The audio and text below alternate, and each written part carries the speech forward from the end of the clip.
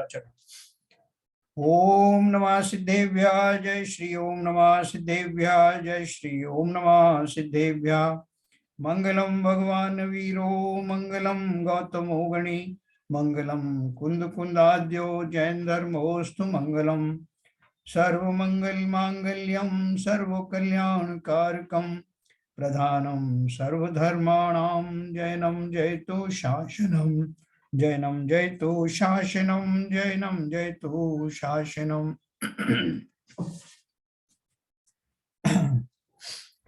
योगेंद्र देव द्वारा रचित परमात्म प्रकाश हम लोग सब पढ़ रहे हैं। अब तक हमने इसमें 43 तक के दोहे पढ़ लिए। 43 भी हमने टच किया था। 44 भी, तो अपन 44 से शुरू करेंगे, बल्कि 43 से ही शुरू करेंगे थोड़ा संक्षेप में। मैं आपको शेयर करता हूँ।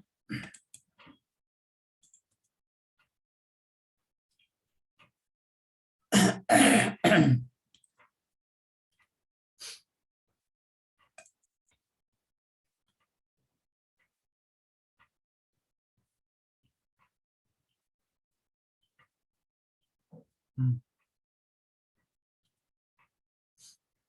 43 में हमने देखा था, ये भावार्थ इसका अपन ने पढ़ा था। जो परमात्मा कृष्ण नील कापोत लेशारूप विभाव परिणामों से रहित शुद्धात्मा की प्राप्ति रूप ध्यान कर जिनवर देव ने देह में देखा है वही साक्षात उपादेय है। देखो, इसमें दो बात उन्होंने कही थी कि एक तो जो शुद्धात्मा का चिंतन कर रहा है वो स्वयं भी इन लेशाओं से रहित है, और जिस आत्मा का वो चिंतन कर रहा है शुद्ध आत्मा का, वो आत्मा भी इन सारी जो है कषायों से और इन लेशाओं से रहित है। मानी शुद्ध आत्मा का चिंतन करने वाला शुद्ध जो जीव है वही उसको देख सकता है, अनुभव कर सकता है। तो इसके लिए उन्होंने बहुत स्ट्रिंजेंट कंडीशन ये निकाली है, लेकिन और बोलते हैं उन्होंने ये नक्की कर लिया है कि मेरे लिए यही उपाय दे है, इसलिए उसी का निरंतर उसी का ध्यान करते रहते हैं। लेकिन इसके साथ अपन ने एक बात और कही थी कि जिस आत्मा को हरि हरादि ने नहीं समझ पाए, इतने बलशाली होते हैं, और जिस आत्मा को एक सहज निर्मल दशा वाले जीव ने, मुनि आदि ने देख लिया है, वो कैसी आत्मा है और क्या इस अवस्था में वर्तमान पर्याय में मेरे लिए सुलभ है? क्या मैं वहां तक पहुंच सकता हूं वर्तमान पर्याय में? तो अपन ने कल ये बात डिस्कस की थी कि उस आत्मा को वहां तक पहुंचने का चिंतन भले ही अभी उतना उत्कृष्ट ना हो, लेकिन वो आत्मा चूंकि मैं ही हूं और उसका स्वरूप हमने शास्त्रों से जान लिया है, इसलिए हम उस मार्ग में अवश्य ही बढ़ सकते हैं। भले ही हमको जो है अनुभव वैसे आत्मा का जैसे संवेदन होता है सम्यक दर्शन में और समदर्शन के बाद में, वैसा भले ही ना हो, लेकिन वो होगा भी तो इसी प्रक्रिया से ना। वो कोई आसमान से टपकेगा तो नहीं, अचानक से कोई मुझे लाके दे देगा, लो साहब आपका टाइम आ गया, आप ले जाइए। जितने जीवों ने उस दशा तक पहुंच गए हैं, शुद्धात्मा जब उन्हें दिखने लग गई है, तो उन्होंने कहीं से शुरू किया होगा ना, और वो शुरुआत की भूमिकाएं यही थी जो हमारी है। तो इसलिए हमें कहीं भी निराश होने की जरूरत नहीं है। हमारा अभीष्ट हमें शुरू हो गया है, आवर टाइम स्टार्ट्स नाउ। जैसे वो केबीसी में कहता ना कि आपका समय अब स्टार्ट होता है, हमारा स्टार्ट हो गया।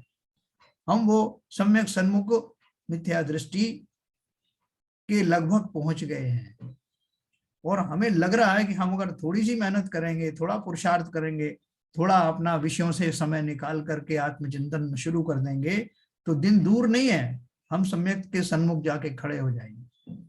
और ये प्रक्रिया उसी का एक हिस्सा है।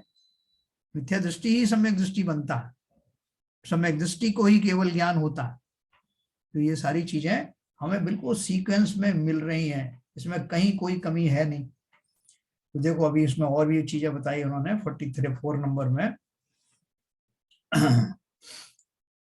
देहि वसंते जैन पर इंदिय गाम बसे, बसु होई गए फुड़ू सो परमप्पु हवे। आगे, देह में जिसके रहने से 5 इंद्रिय रूप गांव बसता है, और जिसके निकलने से पंचेंद्रिय रूप ग्राम उजाड़ हो जाता है, वह परमात्मा है, ऐसा कहते हैं। जिसके केवल देह में रहने से इंद्रिय गांव रहता है और जिसके प्रभाव में चले जाने पर उजड़ निश्चय से हो जाता है, वह परमात्मा है ना। देखो भावार्थ और पढ़ते हैं अपन, क्या लिखा है। शुद्धात्मा से जुदी ऐसी देह में बसते आत्मज्ञान के अभाव से ये इंद्रियां अपने अपने विषयों में प्रवर्तती हैं और जिसके चले जाने पर अपने अपने विषय व्यापार से रुक जाती हैं, ऐसा चिदानंद निज आत्मा वही परमात्मा है। अतीन्द्रिय सुख के आस्वादी परम समाधि में लीन हुए मुनियों को ऐसे ही परमात्मा का ध्यान और वही मुक्ति का कारण है। वही अतीन्द्रिय सुख का साधक होने से सब तरह उपाधि है। देखो ये पूरे इसका पैराग्राफ का अर्थ क्या वो बोल रहे हैं कि ये जो मेरा इंद्रिय सुख की अपन बात करते रहे ना, जैसा वो इंद्रियां बड़ी चंचल हैं और उनको विषयों की बड़ी लालसा रहती है, तो वो जीव जो है, इंद्रियां तो निर्जीव है, जड़ है, इस शरीर का ही भाग है, लेकिन शरीर के रूप में शरीर के अंदर बैठा हुआ जो मैं ज्ञानी हूं, वो उन्हीं इंद्रियों के माध्यम से, क्योंकि मेरी उपस्थिति में वो सारी इंद्रियां सजीव जैसी रहती हैं, चैतन्य रहती हैं, तभी तो उनसे कार्य होता है। मुर्दा तो कोई काम करता नहीं, ना वो सूंघता है, ना भोजन करता है, ना संगीत सुनता है। इसका अर्थ क्या है कि वो जो गांव बसा हुआ है इंद्रियों का जो व्यापार चल रहा है, वो मेरी उपस्थिति के कारण ही चल रहा है। मैं उपस्थिति हूं इसलिए वो सब चैतन्य है, इसलिए उन सब में अपना अपना व्यापार हो रहा है। जैसे ही मैं वहां से हटता हूं तो ये शरीर जैसा था मुर्दा हो ही जाता है। मुर्दा तो था ही, लेकिन वो चैतन्य के निकल जाने के बाद उसका मुर्दा रूप मुझे सामने दिखाई देता है। फिर ये सारी इंद्रियां शरीर में लगी होने के बावजूद भी किसी भी काम की रहती नहीं। तो बोल रहे कि वो जो है जो निकल गया, जिसके रहने से इंद्रियों का गांव बसता था, वो कौन है?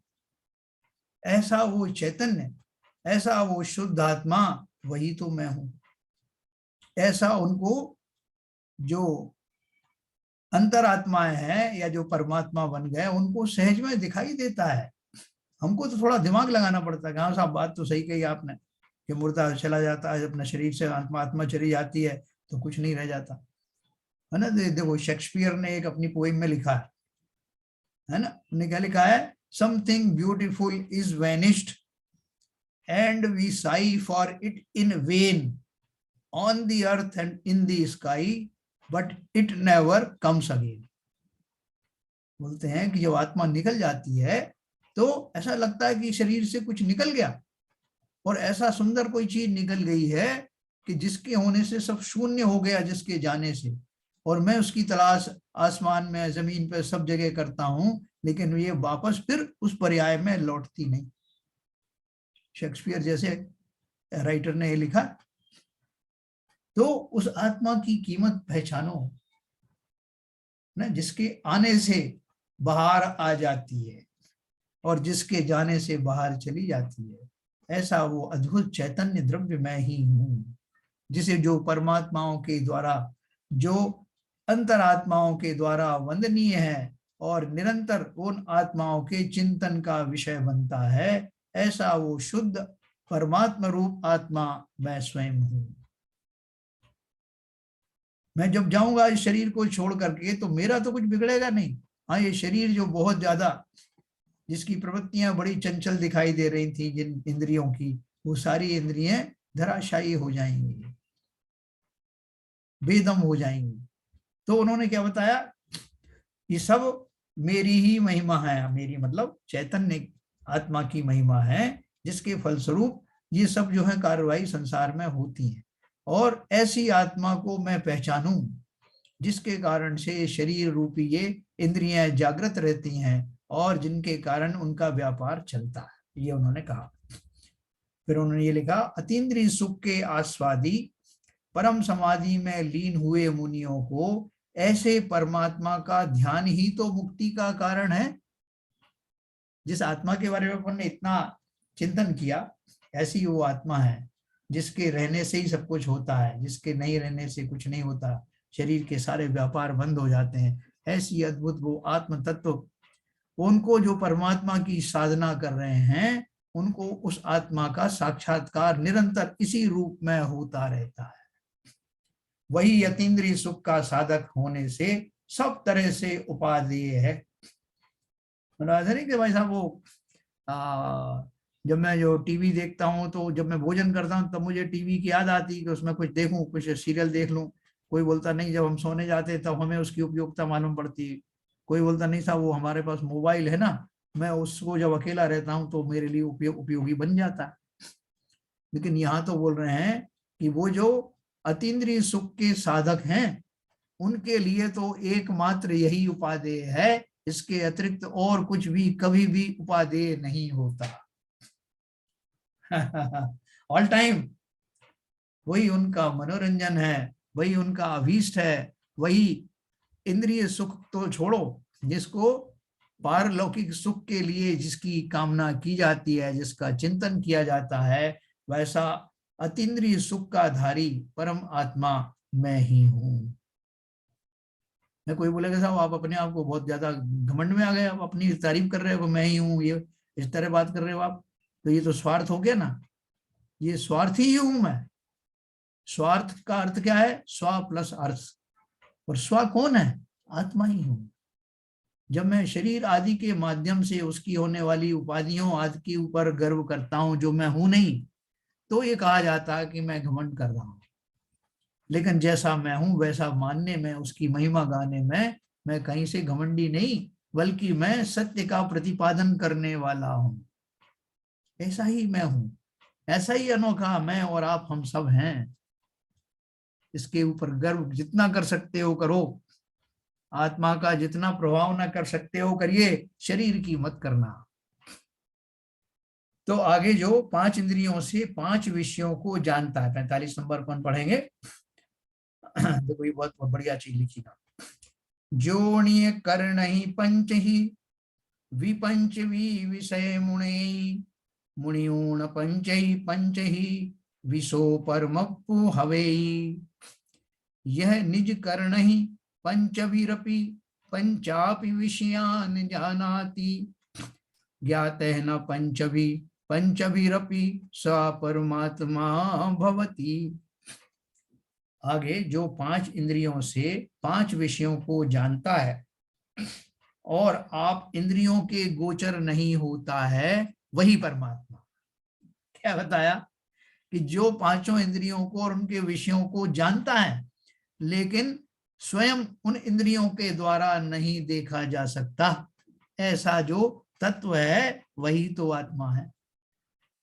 देखो फिर से, जो 5 इंद्रियों से 5 विषयों को जानता है, जानने वाला मैं ही हूं ना, लेकिन जिन इंद्रियों के द्वारा मैं उन विषयों को या उनकी विषय वस्तुओं को जानता हूं, उन इंद्रियों में इतनी ताकत नहीं है कि उसके माध्यम से मैं स्वयं को देख सकूं।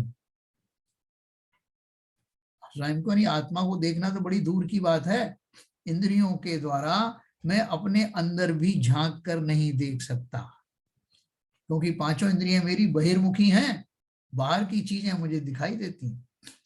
नाक से बाहर से आने वाली गंध नाक में आती है, और तो मैं उसको गंध से और दुर्गंध का ज्ञान करता हूँ। भोजन आदि जो है मुंह में जाने के बाद अंदर कहाँ गया, उसका क्या हो रहा है, मैं क्या जानूं।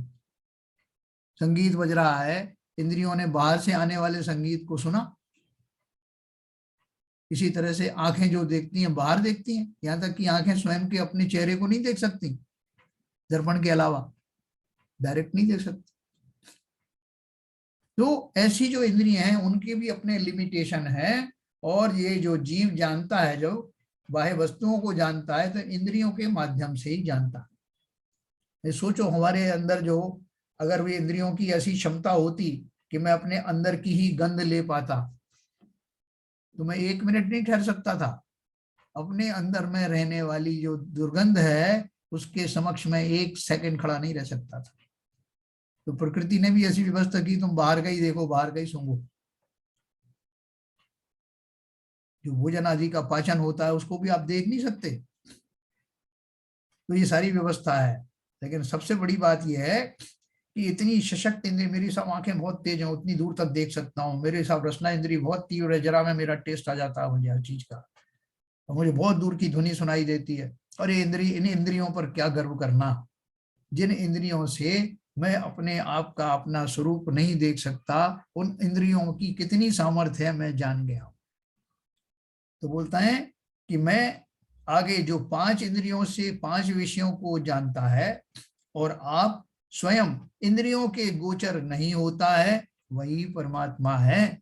यह कहते हैं जो आत्मा राम शुद्ध निश्चय न कर अतीन्द्र ज्ञानमय है, तो भी अनादि बंध के कारण व्यवहार नय से इंद्रियमय शरीर को ग्रहण कर अपनी 5 इंद्रियों द्वारा रूप आदि 5 ही विषयों को जानता है। अर्थात इंद्रिय ज्ञान रूप परिणमन करके इंद्रियों से रूप रस गंध शब्द स्पर्श को जानता है, और आप 5 इंद्रियों कर तथा 5 विषयों से तो नहीं जाना जाता, अगोचर है। अगर इंद्रियों से देखना अगर संभव होता तो स्वसंवेदन की बात क्यों करते, स्व अनुभव की बात क्यों करते? जैसी सब चीजें सहज में ही मुझे अपनी इंद्रियों से जो है जानकारी मिल जाती है, ऐसे ही मैं आत्मा के बारे में जान लेता। लेकिन प्रकृति का नियम है कि जो जो स्थूल पदार्थ में इंद्रियों के द्वारा जान लेता हूं, वो आत्मा तो अत्यंत सूक्ष्म और अगोचर है, अमूर्तिक है। इंद्रियों का क्या सामर्थ्य जो अपनी आत्मा का संवेदन कर लें। 5 इंद्रियों कर तथा 5 विषयों से तो नहीं जाना जाता, अगोचर है, ऐसे लक्षण जिसके हैं वही परमात्मा है ना। ये लक्षण बता रहे हैं, हमारी आत्मा का लक्षण बता रहे हैं कि मैं क्या क्या कर सकता हूं और स्वयं को जानने के लिए मुझे क्या करना पड़ेगा। भावार्थ में दिया है 5 इंद्रियों के विषय सुख के आस्वाद से विपरीत वीतराग निर्विकल परमानंद समरसी भाव रूप सुख के रस का आस्वादन परम समाधि करके जो जाना जाता है वही परमात्मा है ना। अब ये क्लियर हो गया कि मैं इंद्रियों के द्वारा स्वयं को नहीं जान सकता, कितनी अच्छी मेरी इंद्रियां क्यों ना हो। तो क्यों नहीं जान सकता? क्योंकि वह ज्ञान गम्य है, इंद्रियों से अगम्य है, और उपादेय रूप अतीन्द्रिय सुख का साधन अपना स्वभाव से वही परमात्मा आराधने योग है ना। अभी मेरे को, जैसे अपन को मालूम है 5 इंद्रियों का प्रयोग कहाँ कहाँ करना है ना। जब कोई भोजन आदि का स्वाद लेना है, भोजन करना है, तो मैं अपनी रसना इंद्री का इस्तेमाल करता हूँ। कोई दृश्य देखने है तो आंखों का इस्तेमाल करता हूँ। तो ये 5 इंद्रियों का इस्तेमाल मुझे अच्छे से आता है, और कहाँ करना है वो भी मैं जानता हूँ। लेकिन अब बात हो रही है कि वो अतीन्द्रिय सुख कैसे मिलेगा। तो लोगों ने बोला अतीन्द्रिय सुख जो है आत्मा से मिलेगा। तो अतीन्द्रिय सुख आत्मा से मिलेगा तो उसको प्राप्त कैसे किया जाए? तो उन्होंने बोला अतीन्द्रिय सुख को प्राप्त करने का साधन है उपादेय रूप अतीन्द्रिय सुख का साधन अपना स्वभाव से वही परमात्मा आराधने योग्य है। साधन क्या है? साधन भी मैं ही हूं, साध्य भी मैं ही हूं, साधना भी मैं ही हूं। जिसकी आराधना कर रहा हूं, क्यों कर रहा हूं? क्योंकि ये मेरी 5 इंद्रियां इस योग्य नहीं है, तो मुझे एक एक्स्ट्रा टूल का इस्तेमाल करना पड़ेगा। और वो टूल क्या है? शाश्वत टूल है। ये इंद्रियां तो एक पर्याय में छूट जाती, लेकिन हमेशा किसी भी पर्याय में मैं चला जाऊं, जो साधन मेरे पास सहज में ही रहता है वो ऐसा साधन है, क्षुण साधन है, जो कभी नष्ट नहीं होता, जो हमेशा बना रहता है, नित्य बना रहता है। ऐसा मैं आत्मा अपने आत्मा के द्वारा ही आत्मा का स्वसंवेदन करके उस आत्म सुख को प्राप्त कर सकता हूं, है ना। डेमोक्रेसी के लिए कहते हैं democracy is for the people by the people, ये सब अपन बता देना। और यहाँ क्या है? ये सुख किसके लिए है? इंद्रिय के द्वारा, इंद्रिय के सॉरी आत्मा का सुख किसके लिए है? आत्मा का सुख उस अतीन्द्रिय सुख को प्राप्त करने का न केवल साधन है बल्कि साध्य भी वही है।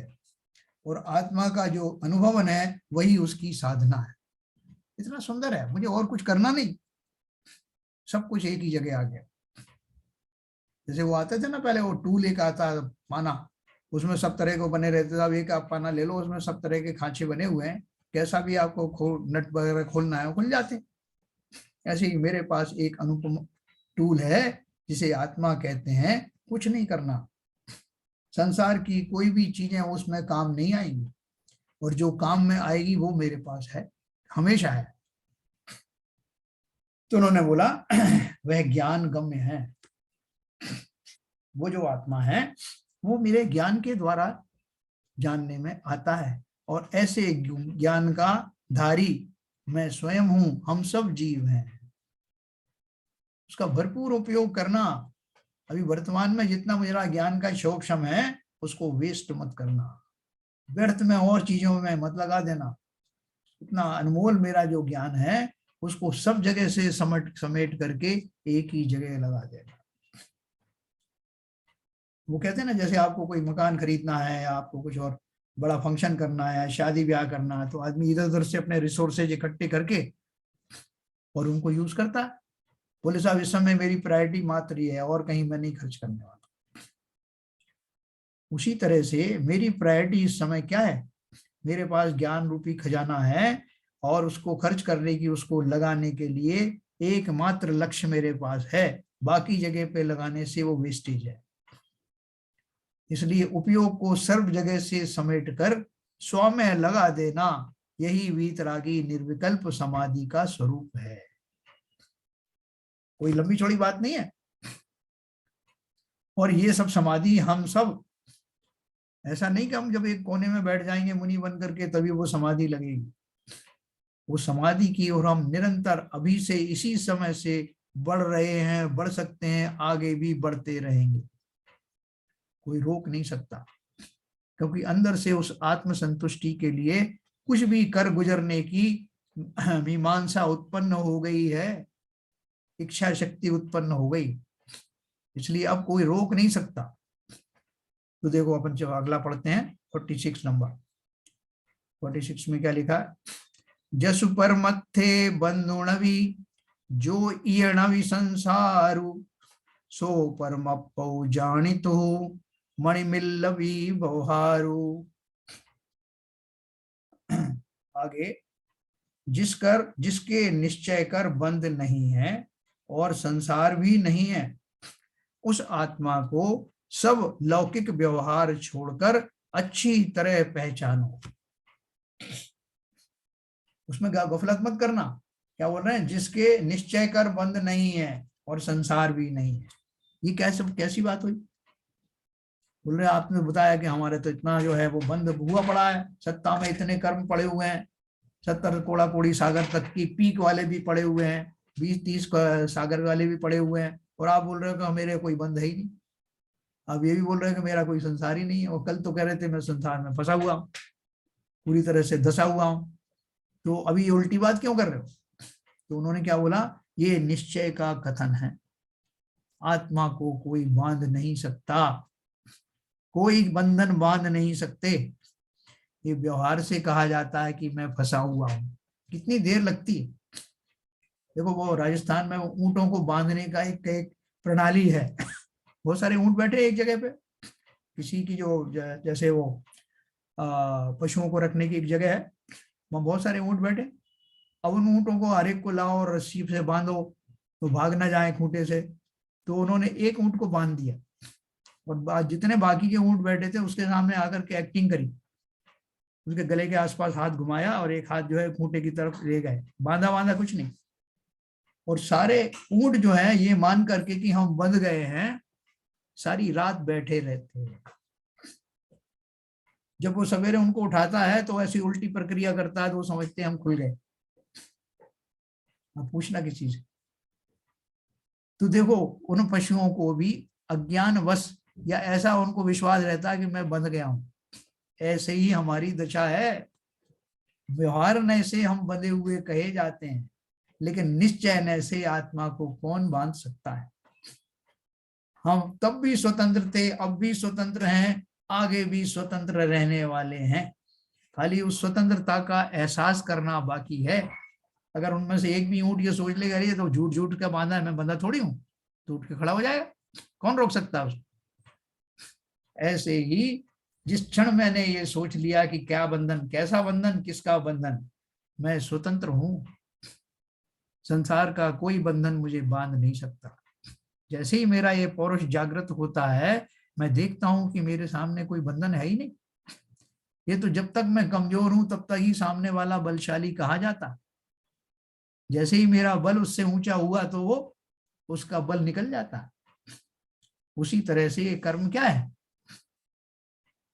कोई भी कर्म का उदय आता है तो उसमें पुरुषार्थ करने की क्यों जो है वो सलाह दी जाती है, इसीलिए दी जाती है तुम अपना पुरुषार्थ करो, कर्म तो भाग खड़ा होगा। हम ही अपनी कमजोरी के कारण, प्रमाद के कारण, उस ऊंट जैसी मनोदशा के कारण पुरुषार्थ नहीं कर रहे हैं। भाई साहब मैं तो बंधा हुआ, मैं तो संसार में घुसा हुआ, मैं कुछ नहीं कर सकता। इसलिए उन्होंने कहा जितने भी जो द्रव्यान योग के शास्त्र हैं सब में आपको यही मिलेगा। आगे जिसके निश्चय कर बंध नहीं है और संसार भी नहीं है, उस आत्मा को सब लौकिक व्यवहार छोड़कर अच्छी तरह पहचानो, ऐसा कहते। अगर वो ऊंट जान जाए कि ये जो बंधन जो बांध रहा है, ये एक्टिंग कर रहा है, बंधन है ही नहीं, तो क्यों नहीं वो पुरुषार्थ करेगा। जिस दिन ऐसा पुरुषार्थ करने को खड़ा हो जाएगा, उस दिन वो जो आदमी जो जिसने एक्टिंग करी थी वो अपनी उस एक्टिंग पे खेद जाहिर करेगा, मैंने ये क्या किया। ये तो अपने आप को बंधा हुआ मानता ही नहीं। जितने भी पुरुषार्थी हैं जो सब मुनि आदि बन करके जिन्होंने अपनी यात्रा शुरू की है, वो वही तो आत्माएं हैं जिन्हें विश्वास हो गया कि संसार का कोई बंधन मुझे बांध नहीं सकता और मैं स्वतंत्र हूं।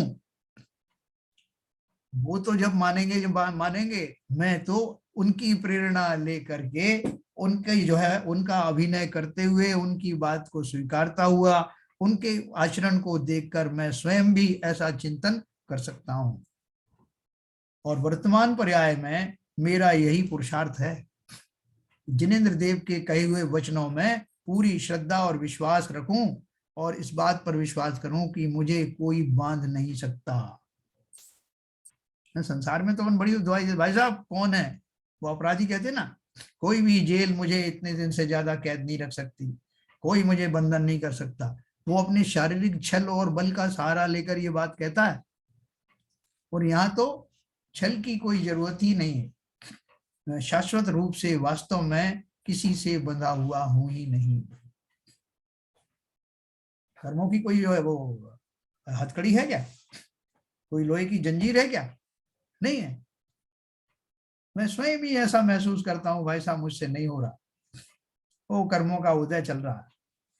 उदय तब तक ही कहलाएगा जब तक कि मैं पूर्ण पुरुषार्थ के साथ उसका सामना करने के लिए उद्यत नहीं हो जाता।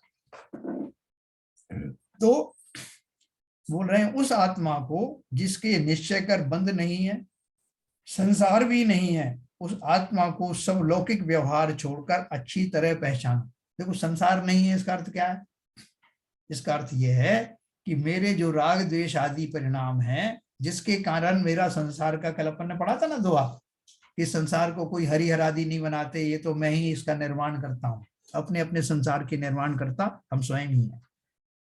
लेकिन आज जो किस अपेक्षा से कह रहे हैं कि उस शुद्ध परमात्मा की अगर मैं बात करूं जो राग द्वेष से रहित है, सर्वथा रहित है, हमेशा रहता है, उस शुद्ध पर्याय वाली आत्मा का मैं आज चिंतन करूं तो उसमें ना राग है ना द्वेष है, और यही तो संसार में को बढ़ाने वाले कार्य थे। उनकी एब्सेंस होने से मैं उस शुद्ध आत्मा की तरफ से बात कर रहा हूं कि मैं किसी भी बंधन में बंधने योग्य नहीं, संसार मेरा कोई बढ़ाने वाला है नहीं, क्योंकि मैं शुद्ध हो गया और सब लौकिक व्यवहार छोड़कर अपने आप को अच्छी तरह पहचानो, ऐसा कहते हैं। हे योगी, जिस चिदानंद शुद्धात्मा के निश्चय करके निज स्वभाव से भिन्न द्रव्य क्षेत्र काल भव और भाव रूप 5 प्रकार परिवर्तन स्वरूप संसार नहीं है, और संसार के कारण जो प्रकृति, स्थिति, अनुभाग, प्रदेश रूप 4 प्रकार का बंध भी नहीं है, जो बंध केवल ज्ञान आदि अनंत चतुष्टय की प्रकटता रूप मोक्ष पदार्थ से जुदा है, उस परमात्मा को मन में से सब लौकिक व्यवहार को छोड़कर तथा वीतराग समाधि में ठहरकर जान, अर्थात चिंतन कर। क्या बताया हमने? जिस चिदानंद शुद्धात्मा के निश्चय करके निज स्वभाव से भिन्न द्रव्य, क्षेत्र, काल, भव, भाव रूप 5 प्रकार परिवर्तन स्वरूप संसार नहीं है। अपन ने जो तत्वार सूत्र का थोड़ा सा उदाहरण दिया था और अपन ने जैन धर्म जानिए में भी पढ़ा था। क्या पढ़ा था? 5 प्रकार के परिवर्तन हमेशा मैं करता रहता हूं। कौन कौन से 5 प्रकार के थे? द्रव्य, क्षेत्र, है ना, द्रव्य, क्षेत्र, काल, भव और भाव। एक से एक बढ़कर के समय इनमें लगता है एक परिवर्तन करने में, है ना। द्रव्य का परिवर्तन मैंने बताया था कैसे, द्रव्य का द्रव्य से दूसरा द्रव्य होना नहीं है। क्षेत्र की तरह से मैं आपको समझाता हूं, क्षेत्र और काल से आप समझ में आएगा कि क्षेत्र में क्या है कि जैसे मैं अभी एक पर्टिकुलर जगह पर मेरा जन्म हुआ, उस पॉइंट के ऊपर जन्म हुआ, उस पॉइंट से, मोटा स्केल बता रहा हूं, ऐसे बहुत बारीक होता है, उससे 1 मिलीमीटर आगे की जगह पर मेरा फिर जन्म हो, इस बीच में मेरा और कहीं कहीं जन्म होता रहेगा, लेकिन जब मेरा जन्म उस क्षेत्र से जो मैं अभी गिन रहा हूं उसके बगल वाले क्षेत्र में जब पुनः होगा, इस बीच मेरे कितने जन्म होंगे, कितने मरण होंगे, कहाँ कहाँ घूम के आऊंगा, उसको गिनती में नहीं। जब वापस उससे लगा हुआ भाग में फिर मेरा जन्म होगा और फिर उसके बाद में उससे सटे हुए भाग में फिर जन्म होगा, जब मैं बाकी सब जगह से लौट के बीच के भाग में गिन नहीं रहा हूं, फिर वहां आऊंगा। ऐसा करते करते जब मैं पूरा तीनों लोगों को माप लूंगा तब मेरा एक क्षेत्र परावर्तन होगा। परावर्तन या परिवर्तन, सोचो कि कितने कितने करोड़ों अरबों वर्षों के बाद, कितने सागरों के बाद मेरा ये एक क्षेत्र परिवर्तन होगा। और ऐसा मैं एक नहीं, अनंत क्षेत्र परिवर्तन कर चुका हूं, कर रहा हूं, और नहीं सुधरा तो आगे भी करता रहूंगा। ये क्षेत्र का ऐसी काल का है, जिस काल में मैंने यहाँ जन्म लिया है वही सही काल लौट करके जब आएगा, इस बीच में मैंने कहाँ कहाँ जन्म लूंगा, ठीक वैसा ही जब आएगा इस बीच में मेरे अनंत भव हो चुके होंगे। ऐसा उत्तरोत्तर ऐसे परिवर्तन 5 रूप से मैंने किए। कभी मैं आपको फिर से इनका स्वरूप सुनाऊंगा तो आपको रोंगटे खड़े हो जाएंगे कि कितने कितने वर्षों तक मैंने ये परिवर्तन किए। हर आत्मा करती रहती है अज्ञानता के वश से। तो फिर वो शुद्ध आत्मा के ऊपर घटित करते हैं। कैसा है शुद्ध आत्मा? जिस चिदानंद शुद्धात्मा के निश्चय करके निज स्वभाव से भिन्न, ये द्रव्य क्षेत्र काल के जो परिवर्तन है ये मेरे स्वभाव में नहीं है, ये तो मेरे अपराधों की सजा है। तो वो उस शुद्धात्मा को तो अपराधी मान नहीं रहे, उस आत्मा को कंपेयर कर रहे हैं जो मेरे स्वभाव स्वरूप है। इसलिए बोल रहे हैं निश्चय करके निज स्वभाव से भिन्न द्रव्य क्षेत्र काल भव भाव रूप 5 प्रकार परिवर्तन स्वरूप संसार जिसके नहीं है, यानी वो शुद्ध आत्मा की बात कर रहे हैं। और बंद पड़े अपन ने कौन कौन से? प्रकृति, प्रदेश, स्थिति, अनुभाग और प्रदेश, ऐसे 4 बंद पड़े थे ना कर्मों के। ऐसे बंद भी उस शुद्ध आत्मा को नहीं है। जो बंध केवल ज्ञान आदि अनंत चतुष्टय की प्रगटता रूप मोक्ष पदार्थ से जुदा है, उस परमात्मा को तू मन में, जो बंध की बात कर रहे हैं, जो बंध केवल ज्ञान आदि अनंत चतुष्टय की प्रगटता रूप मोक्ष पदार्थ से जुदा है। मोक्ष पदार्थ से जुदा कौन है? ये बंध, उनकी बात कर रहे हैं। उस परमात्मा को जिसके इस तरह के कोई बंध नहीं होते, जिसका कोई इस तरह से परिवर्तन नहीं होते, उस आत्मा को पहचानो। ऐसा आत्मा स्वभाव रूप से मेरे अंदर भी विद्यमान है। अंदर विद्यमान क्या है? मैं ही तो हूं। बार बार हमें कहने में जरूर आता है व्यवहार से कि मेरे अंदर बैठा है परमात्मा। अंदर कहाँ बैठा, मैं कोई अलग हूं क्या? ज्यादातर हम ऐसे ही प्रयोग करते हैं, साहब मैं अपनी आत्मा का भी चिंतन करता हूं और शरीर का भी ख्याल रखता हूं। तो मैं एक थर्ड एक एंटिटी हो गया ना। एक शरीर है, एक तरफ आत्मा, एक तरफ मैं हूं। तो मैं अलग से हूं क्या? मैं ही तो आत्मा हूं। ऐसा बार बार विश्वास रखना। कहने में व्यवहार में भले ही आता हो, लेकिन अंदर से पूरा ध्यान रखना। तो मैं बंध से रहित, परिवर्तन से रहित ऐसा शुद्ध आत्मा मैं स्वयं हूं। उस परमात्मा को मन में से सब लौकिक व्यवहार को छोड़कर तथा वीतराग समाधि में ठहर कर जान अर्थात चिंतवन कर। भावार्थ दिया है, शुद्ध आत्मा की अनुभूति से भिन्न जो संसार और संसार का कारण बंध, इन दोनों से रहित और आकुलता से रहित ऐसे लक्षण वाला मोक्ष का मूल कारण जो शुद्धात्मा है, वही सर्वथा आराधनीय योग्य है ना। तो ये बीच बीच में क्या आपको बता रहे हैं, आपको रोंगटे खड़े क्यों कर रहे हैं? क्योंकि मैं वर्तमान में उस आत्मा से परिचित नहीं हूं। कौन सी आत्मा से? किसी और की नहीं, मेरी ही आत्मा के उस स्वरूप से मैं परिचित नहीं हूं, जिसके चिंतन मात्र से मैं किसी भी बंधन में नहीं बनता, जिसके चिंतन मात्र से मेरे परिवर्तन समाप्त हो जाते हैं। ऐसी उस आत्मा का स्वरूप जानकर और उस आत्मा का चिंतन में प्रशस्त होकर मैं भी वैसा ही सुख प्राप्त कर सकता हूं जैसे अनंत मुनियों ने किया। अनंत मुनि इसी श्रद्धा पूर्वक, इसी चिंतन पूर्वक केवल ज्ञान धारण करके मोक्ष में जा विराजे। कुछ नहीं करना पड़ा। नहीं साहब, कुछ तो मंत्र मंत्र होगा, वो बता दो हमको, एक आध मंत्र बताओ जिसको जप करके हम भी चले आए। कोई मंत्र नहीं है जहां सब मंत्रों की सीमाएं समाप्त हो जाती हैं, जहां से नए प्रमाण आदि के सब भेद समाप्त हो जाते हैं, जहां से योग से जो योगातीत हो जाते हैं, उस परम अवस्था का नाम ही तो मोक्ष है। तो शुद्धात्मा की अनुभूति से भिन्न जो संसार और संसार का कारण बंध, इन दोनों से रहित और आकुलता से रहित ऐसे लक्षण वाला मोक्ष का मूल कारण जो शुद्धात्मा है, वही सर्वथा आराधने योग्य है। क्या मंत्र जपोगे? यही मंत्र जपना कि मैं तो हो वही शुद्ध आत्मा हूं, है ना। वो और हम योग सिखाते ना, उसमें यही तो बताते, अहो मैं ऐसा आत्मा हूं, अहम परमात्मा। ऐसा बार बार वो जो अपने प्रमाण सागर जी भी वो सिखाते ना, भावना योग वगैरह, ये सब वही है। परम योग हो, भावना योग हो, इन सब के माध्यम से हमारा वो विश्वास पूरी तरह से संगठित करके हमें अपने आप में स्थापित करता है कि तुम क्यों परेशान हो रहे हो, कहाँ भटक रहे हो। ना कहीं जाने की आवश्यकता है, ना कुछ खोजने की आवश्यकता है, ना किसी से मंत्र पूछने की जरूरत है, ना कोई दवा पूछने की जरूरत है।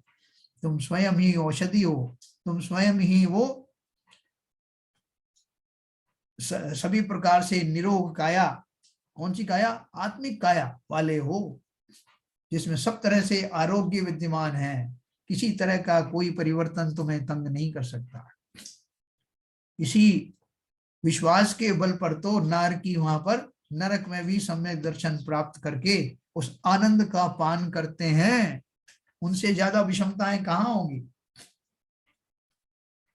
उन विषमताओं के बीच में जहां हजारों नारकी एक दूसरे पर प्रहार कर रहे हैं, कोई कढ़ाई में उबाल रहा है, कोई भालों से बींध रहा है, कोई आंखें फोड़ रहा है, कैसी कैसी दुर्गतियां करते रहते हैं, लेकिन उस वातावरण के बीच में भी वो सम्यक दृष्टि जीव अपनी इसी चिंतन के कारण, इसी विश्वास के कारण अमृत का जैसे गटागटी पी रहे हों। 6 डाला में लिखा, ऐसा विश्वास जो नरक में भी मुझे सुख दे सकता है, तो मेरे पास तो क्या समस्या है, ऐसी प्रतिकूलता मुझे कहाँ है, तो क्यों ना मैं उसका आस्वादन करने का बीड़ा आज से ही उठा लूं। देर नहीं करना, क्योंकि जितनी देर मैं करूंगा उतनी देर तक मैं उस सुख से वंचित रहूंगा। कहते हैं सुवश्य शीघ्रम, जो शुभ कार्य है उसे तुरंत कर देना। तो आप बोलोगे भाई साहब उसका मुहूर्त बताओ। मुहूर्त निकालना पड़ेगा कि कब मैं आत्मा में जाऊं।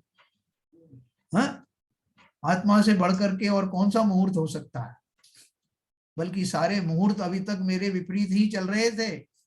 जिस क्षण स्वयं में आऊंगा वही सबसे श्रेष्ठ मुहूर्त होगा।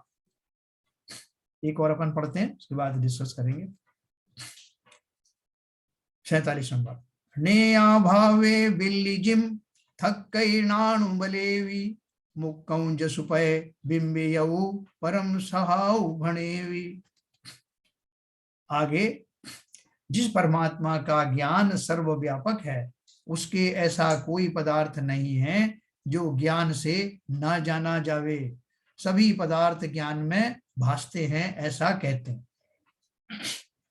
जैसे मंडप के अभाव से जो बल्ली होती ना, बल्ली यानी बेल, जैसे मंडप के अभाव से बेल या लता ठहरती है, अर्थात जहां तक मंडप है वहां तक तो चढ़ती है और आगे मंडप का सहारा ना मिलने से चढ़ने से ठहर जाती है, उसी तरह मुक्त जीवों का ज्ञान भी जहां तक है वहां तक फैल जाता है और ज्ञेय का अवलंबन न मिलने से जानने की शक्ति होने पर भी ठहर जाता है। अर्थात कोई पदार्थ जानने से बाकी नहीं रहता। सब द्रव्य, क्षेत्र, काल और सब भावों को ज्ञान जानता है।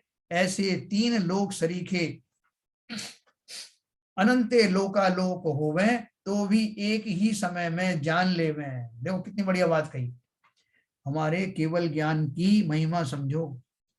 बोलते हैं कि केवल ज्ञान के प्रभाव से ये जितना भी लोक और अलोक है वो सब केयों को जान लेता है। लेकिन अगर सपोज करो कि वो लोक 3 गुना बढ़ा दिया जाए तो भी क्या वो केवल ज्ञान जान लेगा? तो बोले केवल ज्ञान की तो महिमा ऐसी है कि आप अनंत लोक बना दो तब भी उसको वो जान लेगा। उसकी सामर्थ्य बहुत है, लेकिन वो सामर्थ्य उतने उतने द्रव्यों को प्रकाशित करने में काम आती जो है। लता का उदाहरण दिया ना उन्होंने कि लता जो चढ़ रही है, कितनी जगह में चढ़ रही है, उसकी तो बहुत ज्यादा वो शक्ति है। जितना बड़ा मंडप बनाओगे उतनी तरफ छा जाएगी वो। लेकिन आपने मंडप छोटा बनाया तो वो वहीं तक जाकर के रुक जाएगी। इसका मतलब ये नहीं कि उसमें और शक्ति नहीं है। इसी तरह से जितना समस्त लोक के ये हैं उन सबको जानने में तो केवल ज्ञान समर्थ है ही। उसके अतिरिक्त भी अगर और कोई लोक होता तो उसे भी जान लिया जाता। उसके लिए कोई एक्स्ट्रा केवल ज्ञान की जरूरत नहीं पड़ती। केवल ज्ञान स्वयं ही इतना समर्थ है ना। ऐसे 3 लोक सरीखे अनंते लोकालोक होवे तो भी एक समय में ही जान ले में। जिस भगवान परमात्मा के केवल ज्ञान में अपना उत्कृष्ट स्वभाव सबके जानने रूप प्रतिभाषित हो रहा है, अर्थात ज्ञान सबका अंतर्यामी है, सर्वाकार ज्ञान की परिणति है।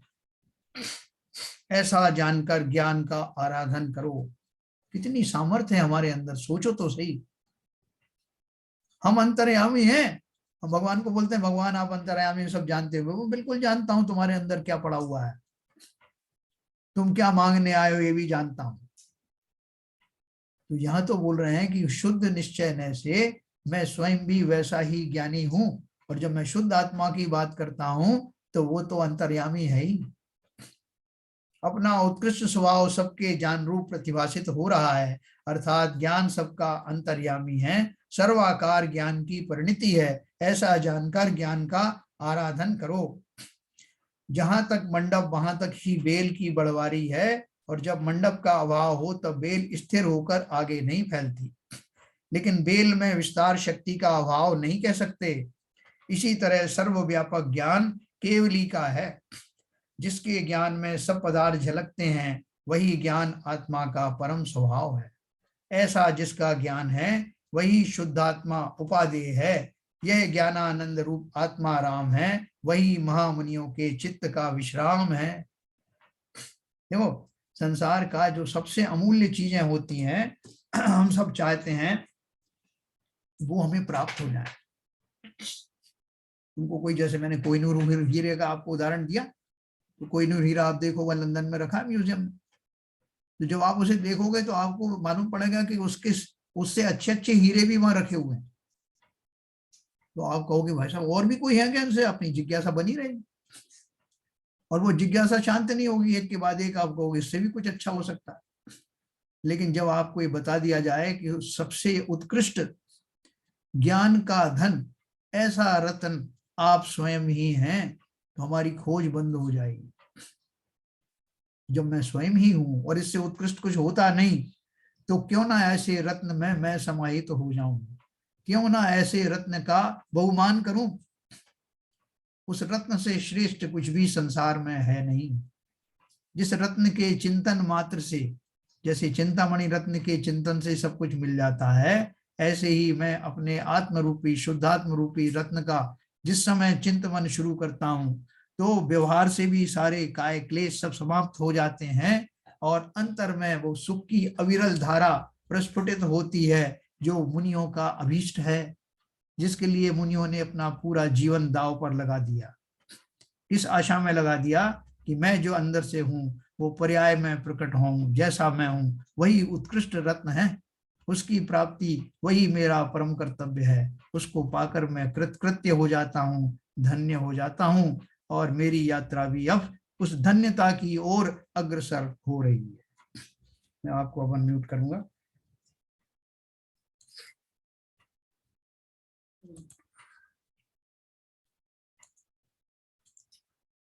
हाँ सर। बहुत ही सुंदर भाव है सर। यात्रा ही अलग हो रही है ये। यस यस यस यस, हम सब निकल पड़े हैं अब यात्रा में। आज तो कमाल का रहा सब, आज तो कमाल का। देखो बाबूजी जी, अपनी बात है ना, जब अपनी बात करते हुए अपने को वैसे ही इतनी प्रसन्नता होती है, सहज में ही होने लगती है। अब इस यात्रा के सहारे हम जो लौकिक तीर्थों की यात्रा वंदना करेंगे, तो वहां भी ये यात्रा साथ साथ चलेगी। वही तो है कि पहले आपने जो विवेचन किया, चाहे जैनधर्म जानिए चाहिए या शांत पद प्रदर्शन करिए, तो वो सब आइसोलेशन में हुआ सर। हाँ। एक एक करके हुआ जी। अभी जो आप विवेचन कर रहे हैं वो सारी गुत्थियों को एक माला में पिरो के सामने पेश कर रहे हैं। वो बात है, बाबूजी ने जैसे कहा कि आज तो वास्तव में बहुत अजब गजब हो गया। वो जो आरपी जैन साहब ने कहा कि वो वास्तव में अंतर में ऐसा महसूस हो रहा है कि एक तरफ ये सारी चीजें चल रही हैं, दूसरी तरफ क्या आत्मा है, उसकी क्या मतलब गुण है, उन दोनों को सामने रख देखते हैं तब भाव विभोर हो जाते हैं। बिल्कुल, ये रोमांचकारी घटना है। यस, हमारे जीवन में भी इस पर्याय में जो घटित हो रहा है, ऐसा अभी तक किसी पर्याय में शायद ही हुआ हो। वो तो पता नहीं है, मगर अभी तो हो ही रहा है साहब। और मैं संसार को लारे फिर रहा हूँ। हाँ, अपने सर पे। बिल्कुल, संसार का बोझा लिए हुआ हूँ। और हमको कितने कितने ऊंटों की जो बांधने की क्रियाएं पहना रखी हैं हमको लोगों ने जी। किसी ने हमको ससुर की पहना रखी है, किसी ने सास की पहना रखी है, किसी ने भाई की पहना रखी है, किसी ने डिप्टी डायरेक्टर की पहना रखी है, किसी ने धनवान की पहना रखी है। कितनी रस्सियां बांध रखी हैं, वो रस्सियों को कौन खोले? हाँ। ये प्रवचन ही है जो खोलेगा, ये सूक्तियां ही है जो खोलेंगी। एक ही बंधे कहाँ है भाई साहब? जयसेन जी बंधे ही नहीं है। तो अपने आप को बना मान रहे हैं ऊंट की तरह। वही मैं बोल रहा हूँ कि हमको तो इतनी रस्सियों ने बांधा हुआ है कि जिसका हर कोई बांध देता है हमको, आके आके हमारी जरा तारीफ करके हमको बांध के चला जाता है। वही नकेल में सारी रस्सियां बंधी हुई है, एक ही नकेल में। परिवार में एक बच्चे का जन्म होता है, लोग कोई बधाई दे, भाई साहब बधाई हो, आप पापा बन गए हैं, भाई साहब आप दादा बन गए हैं, एक रस्सी और डाल दी आपके गले में है, और आपको जो स्टेज पे आपका स्वागत कर दिया, भाई साहब आज से आप अध्यक्ष या आप दानवीर कर्ण की उपाधि आपको दी जा रही है, और भाई साहब फूल के कुप्पा हो गए, एक रस्सी ये भी लो। अरे अगर स्टेज पे नहीं पहुंची तो मेरे क्यों नहीं पहुंचाया? हाँ, मुझे क्यों नहीं बांधा बंधन में? हाँ, मेरे को रस्सी क्यों नहीं बांधी? और वास्तव में जो सूक्तियां उन्होंने युक्त की हैं इसमें इतनी बढ़िया है। जैसे किसी ने लिखी स्काई इज द लिमिट। अरे यहाँ स्काई क्या, यहाँ तो अनंत आकाश भी लिमिट नहीं है। बिल्कुल, स्काई इज द लिमिट को बोलते हैं ना, बराबर। अनंते लोकालोक होवे। हाँ। लोक सरीखे अनंते लोका लोको है। ये शब्द पढ़ो, ये सेंटेंस क्या कहता है। ललित जी कैसा चल रहा है आपको? कुछ कुछ होता है? कुछ कुछ होता है।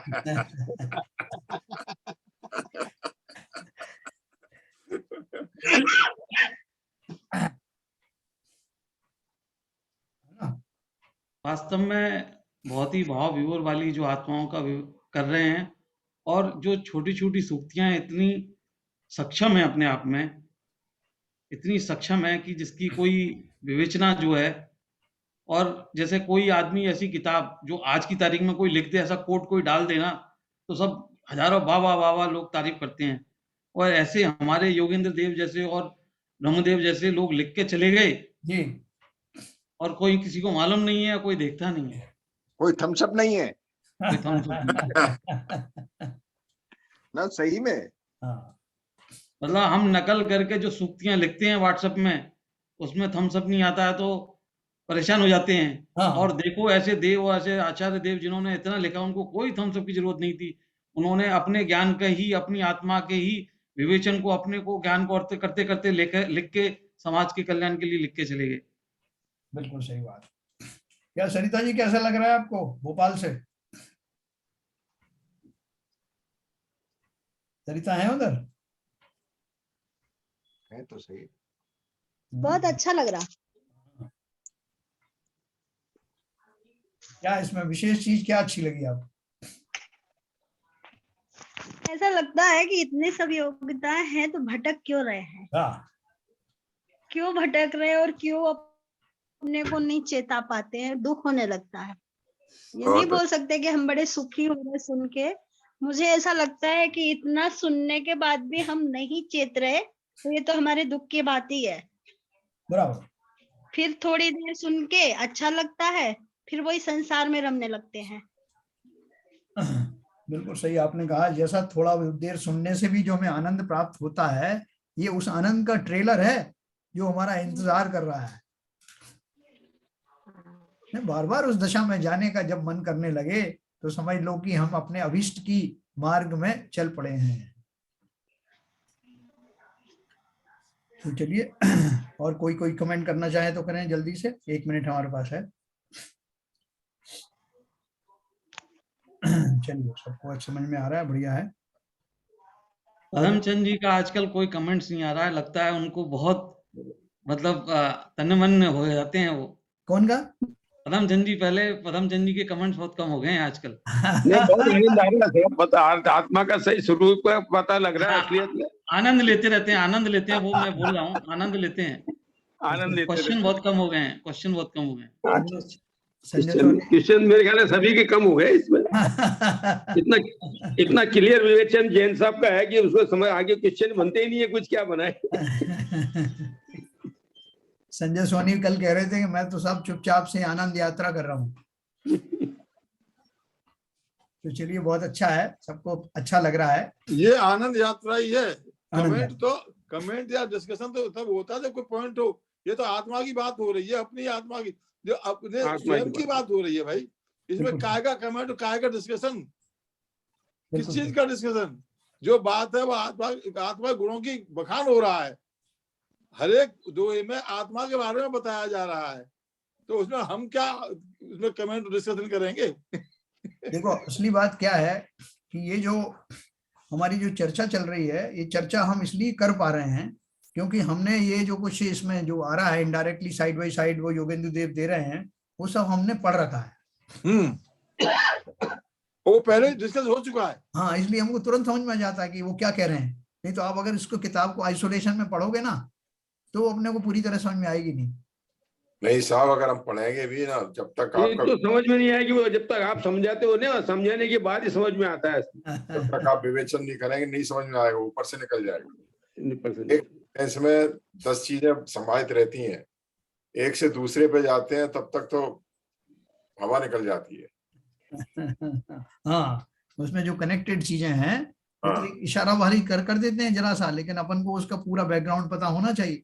यस, वही तो कह रहा हूँ। तो वो कनेक्ट कर पाते हैं उसको। तो वो इतनी ज्यादा अभी मतलब ग्रहण नहीं हो पाई है, कितनी बार पता है, मगर जब आप करते हैं उनको कनेक्ट तो फिर एकदम याद आ सॉलिड जाता क्लियर हो जाए। मेन चीज एक और है एजुकेशन साहब, जी। मेन चीज है कि जब कोई पॉइंट आता है तो आप उस किताब का उस संदर्भ का वो देते हो जो हम पढ़ चुके हैं, जो आप पढ़ा चुके हैं, जी तो वो चीज मेमोरी रिकलेक्ट जल्दी होती है। अगर आप किसी ऐसे शास्त्र से अगर आप रिकलेक्ट कनेक्ट करेंगे तो वो हमने पढ़ा ही नहीं है, हम जाना ही नहीं है, तो हम कहाँ रिकलेक्ट कहाँ उसमें संबंध हो पाएंगे। सर, आप सही बात। जो हमारा पढ़ा हुआ है उसी को कांटेक्ट में लाते हैं तो वो जल्दी समझ में आ जाता है। बिल्कुल सही कहा आपने, बाबू इसलिए जी बिगड़ तैयारी के नहीं होता। जैन साहब इसकी मुझे लगता है 1-1.5 घंटे पहले तैयारी करते हैं। बिगड़ तैयारी नहीं हो सकता, इतना जो विवेचन हो रहा है वो बिगड़ तैयारी के संभव ही नहीं है। तैयारी सालों की है शैलेंद्र नहीं, जी। सालों की तो है, उसमें कोई हाँ। नहीं है, लेकिन आप जब किसी को अभी हम भाषण करने के लिए जाते हैं तो वो वापस उसको रेफरेंस को लेके जाते हैं, क्योंकि वो रेफरेंस उस जगह पे फिट करना पड़ता है, उस जगह पे बताना पड़ता है।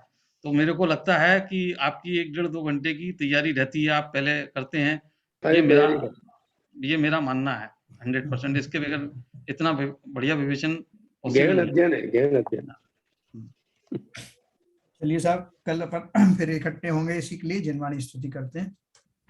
चलिए जी।